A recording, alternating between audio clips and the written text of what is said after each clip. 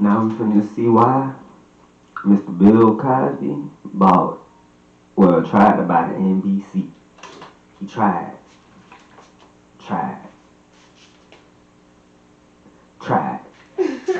I'm finna plug up the laptop. Hold on.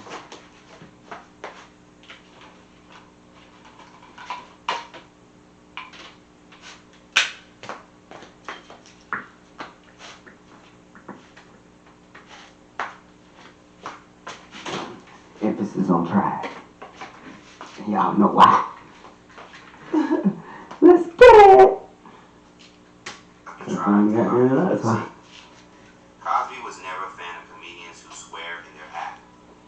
D.L. Hughley told a story on Vlad TV where Cosby called into his radio show and said, D.L. Hughley, you say nigga and I don't like your comedy. D.L. said, with all due respect, Mr. Cosby, I say nigga, but no co-ed has ever woken up drugged with their drawers on backwards. Hughley added that out of all the words people have said, no one has ever said rape. In response, Cosby said that the radio tape will never air. 10 minutes later, the radio executives went into the studio, took the tape, asked if anyone had any copies, and said, if this tape airs, no one in this room will work in radio again. Cosby had that kind of power. Couple those incidents in with Cosby's defamation of Def Comedy Jam, Step and Fetch It, as well as his infamous Pound Cake speech, where he scolded members of the black community for their self-destructive behavior. He received tons of criticism after the speech, but showed no remorse. We all know. I just want to say this too, before we get in this shit deep. I ain't trying to put smut on this man's name or nothing like that. I ain't got nothing to do with none of this shit. Comedy hype, this comedy hype right here. This goddamn Complex and Comedy Hype.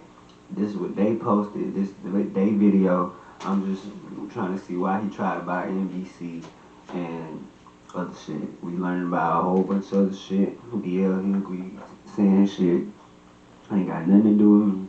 And all the other shit in his life ain't got nothing to do with me. I just want to know why he bought NBC. Well, tried. I think I know why he tried, but I ain't finna give my opinion right now. Right now, we just listen. All know the Cosby Show was the most notable instance of his attempt to share exclusively positive images of black folks on screen. But one show wasn't enough. He felt the only way to reverse cultural genocide against black Americans in the media was to own and operate a major network channel. A 1993 Vanity Fair article that details Cosby's failed purchase attempt of NBC, reporter Nikki Fink said, Cosby would continue to perform, but would also put his philosophical imprint on all programming. His main motivation for buying NBC was the one-dimensional stereotyping of blacks, the increase of sex and violence on TV, and the cancellation of his Here and Now sitcom. The significance of a deal that would make Cosby the head of a major network was described by Percy Sutton, a civil rights leader and attorney to Malcolm X. For Bill Cosby, someone of my community, someone who's had my experiences and many of the indignities that have been inflicted on me, I understand why he would want to buy a network. Because I understand the value of that. Not just the commercial value, but the psychic value. In addition to Sutton, Cosby's publicist David Brokow told Vanity Fair, this particular activity has nothing to do with kingdoms or empires or money. It has to do with responsibility of the public trust in the media. It has to do with the idea of presenting life as it really should be presented. The issue with Cosby's well-intentioned endeavor is that television networks are for profit. Psychic value doesn't equate to monetary value. And the bills at 30 Rock have to be paid either way.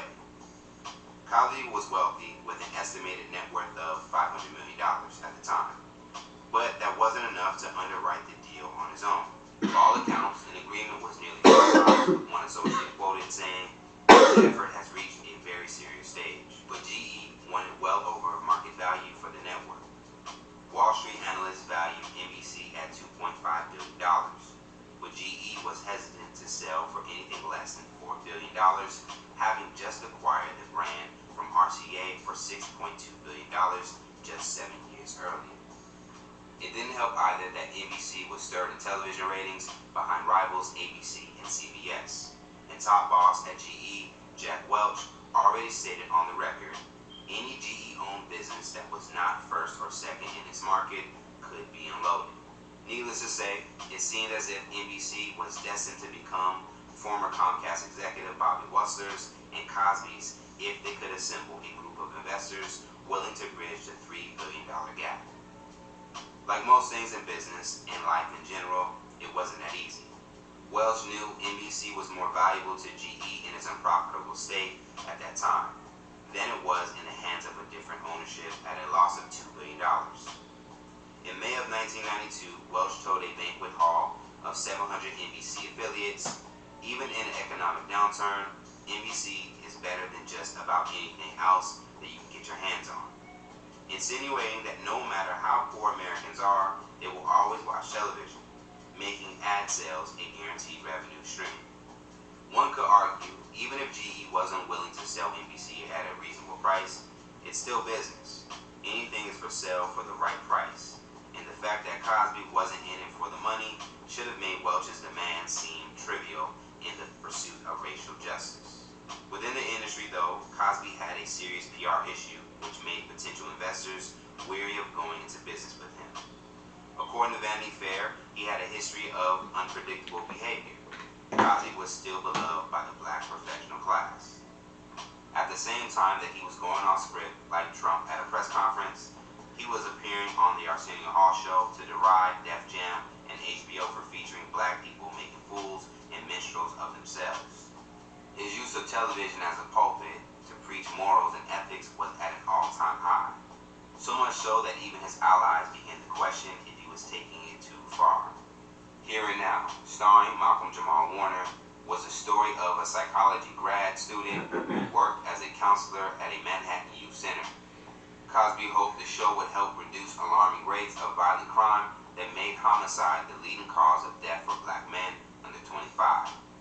Their efforts ultimately failed as the network canceled the show after the original order of 13 episodes. Even Cosby Show co-star Felicia Rashad thought Here and Now was too earnest, and NBC found its funny through social relevance ratio completely off. Some would cite Here and Now's cancellation as the catalyst for Cosby to buy NBC as a kind of a revenge for failing to allow positive black images on their network. Script consultant Alvin Pasquane told Vanity Fair he was feeling a kind of frustration that, as powerful as he was and the experience he had, he wasn't listened to, and I think, yes, that's when it occurred to him that if you own it, then you can control it and do what you want. Shortly after his unpleasant experience with Here and Now, Cosby began a mild PR rehabilitation campaign which culminated in a galvanizing speech now referred to as the Moses Pronouncement. Cosby used his acceptance into the Academy of Television Arts and Sciences Hall of Fame as an opportunity to lecture Hollywood elite on issues of lazy writing. That, at minimum, did nothing to reverse the legacy of racism, and at worst, actively contributed to what he called the horrible massacre of images that are put on screen. In the end, the Moses Pronouncement wasn't enough to lead an investment group into the promised land of 30 Rockefeller Plaza. Cosby was still considered too risky of a business partner by potential stakeholders, and time didn't kill the deal. Cosby Show writer and creator of shows like Roseanne and Home Improvement explained Cosby this way. Bill is a jazz musician, literally and metaphorically. In life, he doesn't follow the notes on the page. He riffs and is unstructured. And when he's standing on stage as a single performer, it's one of the most brilliant things you will ever see. But a jazz musician running a network, it can't be. A network is very big and structured. I would give Bill a shot at artistic director, but don't ever let him get managing director. Perhaps it's the jazz musician persona that fueled conspiracy theories after sexual assault allegations began to surface in 2014. People found it suspicious that Cosby's character was terminally assassinated in connection with the Ferguson riots at a moment when a dignified and respected cultural patriarch was desperately in need. Couple that with lectures he gave in Detroit in 2008, where he said, "When they used to come into our neighborhoods, we put the kids in the basement, grabbed a rifle and said, by any means necessary." And it's pretty easy to understand why Netflix would cancel the release of his comedy special NBC would cancel his return to primetime television, and some go as far to say the purpose of his incarceration, he just refused to play by the rules.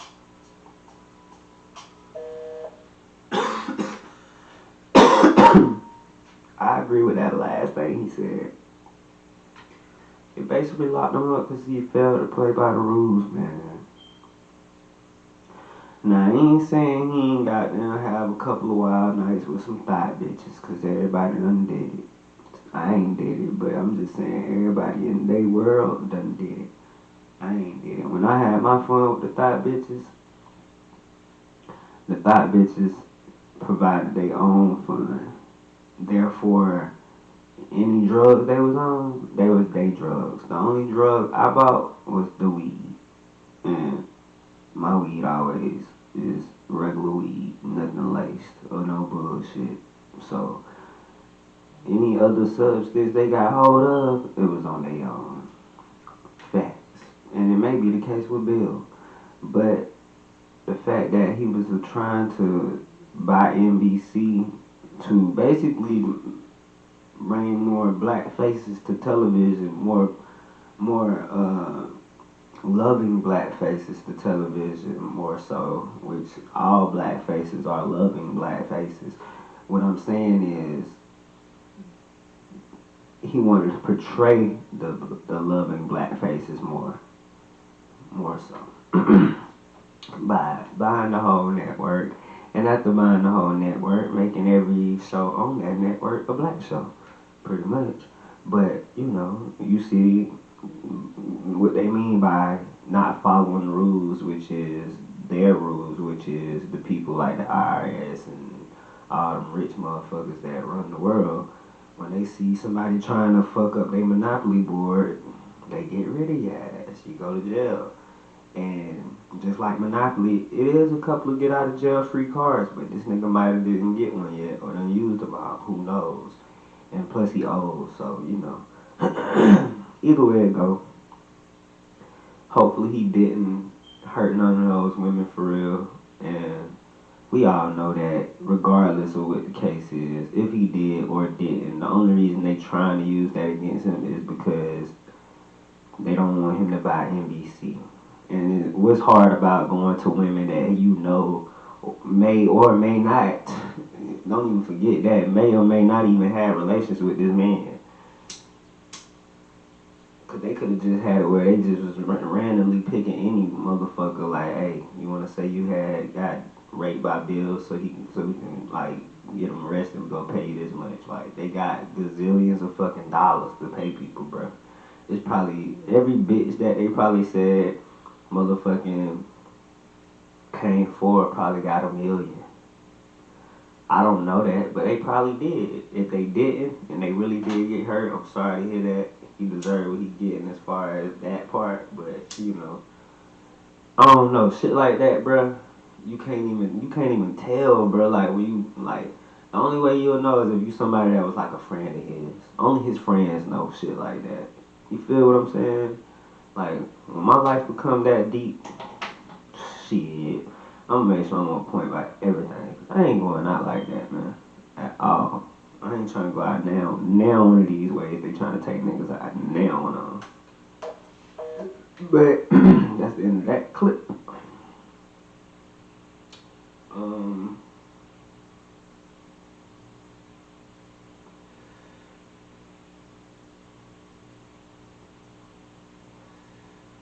There's a lot of good shit on it, man. But a lot of them, they kind of long, man. I don't really want to be making y'all watch this long shit.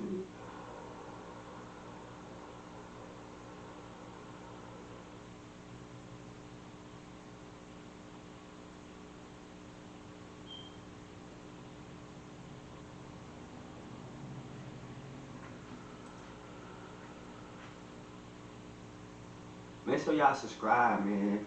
Make sure y'all subscribe. Make sure y'all like, comment, share, but definitely subscribe. I need more subscribers, man. I want to be 100. Come on, man. Y'all bullshitting. I might start giving away shit. Free shit. Send it to your highs. Or fucking meet me somewhere in the city. Yeah.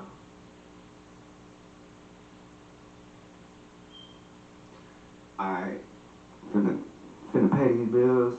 Like I said, bluecollarcash.com. You can find your merch, you can find your shirts, you can find your sweaters, you can find your long sleeves, you can find your beanies and socks, all of that. But in the meantime, in between time, I'm gonna be right back with another one.